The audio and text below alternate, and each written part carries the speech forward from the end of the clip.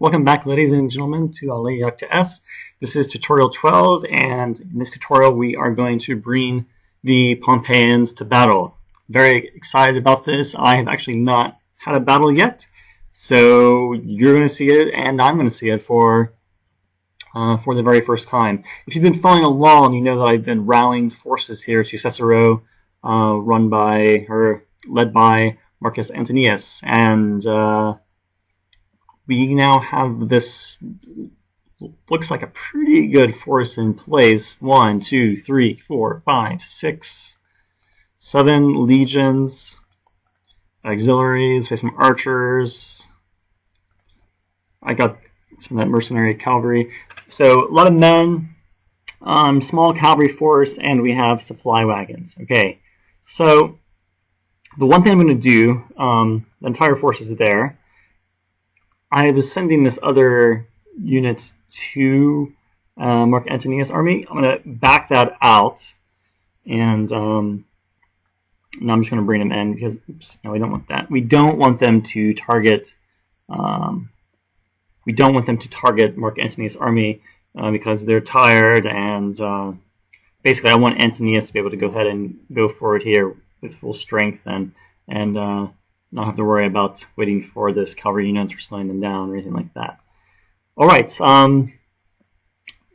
we've seen this Pompeian army down there. We don't know a lot about it. You can see that it has two star generals and one star general, and then lots of regular units. I suspect those are legions, looks like 7 or 8. And what I'm going to do is I'm going to take Mark Antonius' army here. I'm just going to drag it down to this region, and you're going to see that's going to get there in 5 days. Then I'm going to go over here and look at our posture, and we want to attack, so I'm going to click on offensive, and I don't really want to go all in, so let's go for conservative. Kind of bring them to battle more than a probe. I want to really get in there and see what they have and see what their situation is. And if we have the chance to defeat them and it looks like we're going to win, we'll push that and we'll try to take the victory. If not, well, we'll call off the attack. And yeah, so at that point, let's now proceed to next turn and see what happens. So you and I, we're going to both see what's going to happen on our first battle. And by the way, Caesar's small force is now leaving Sicilia and is going back to Rome. And I have some ideas for that in the coming turns. Okay, so its turn is processing. It's moving pretty fast. Wow. And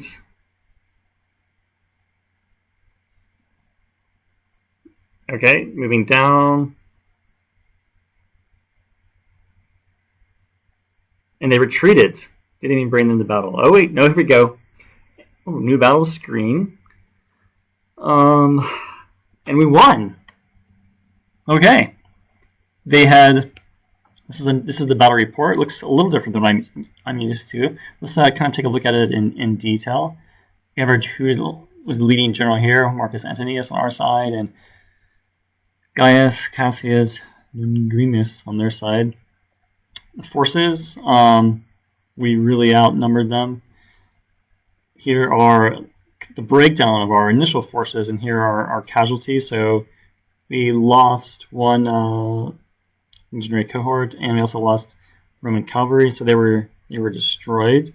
They lost 2 legionary cohorts, and then down here it's going to give us some more detailed information on the context of the battle.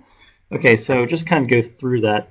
Our units were supplied. They had ammunition, which of course means like javelins, arrows, that kinds of things. Looks like this was not applicable here.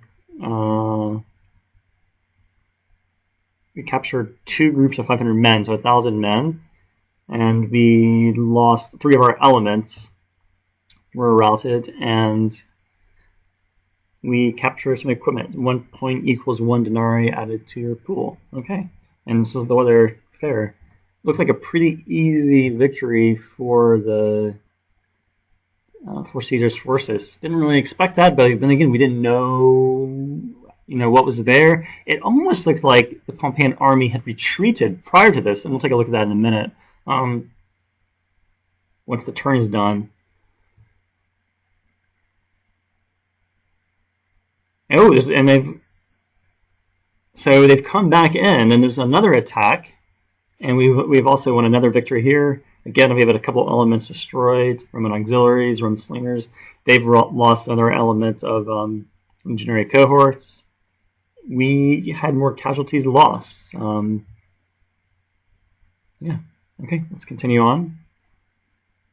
Ooh, this is new. Go to the detailed unit by unit combat report. Let's click. Wow. All right. This is new. I've never seen this before. This is going to be really interesting. I think there's going to be a lot. There's going to be a lot to get in here. Let's just take a look at one. So we have one of our legions here. There's strength at the start, the strength at the end, total cohesion. At the start, sum of the cohesion points of the committed elements of the unit. It's going down. We inflicted 6 hits to the enemy and 39. Wow, so this is cool. And it kind of gives us some more information here too. Commanding officer led the unit well during this round. Wow, I like it. I mean, this is new for me.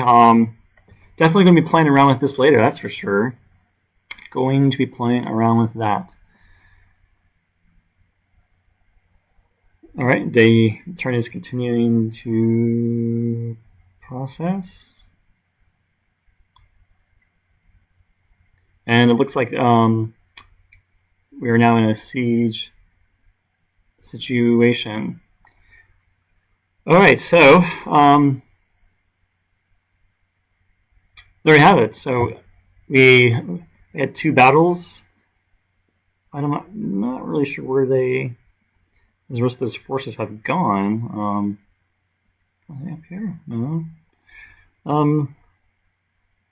Another thing is you can bring up the battle screen again by clicking on anything that's red in the message box. You can click on.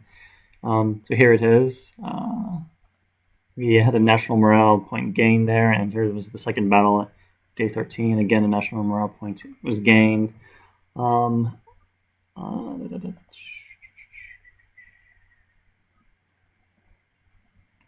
I want to see one other thing. Let's take a look at the replay previous turn.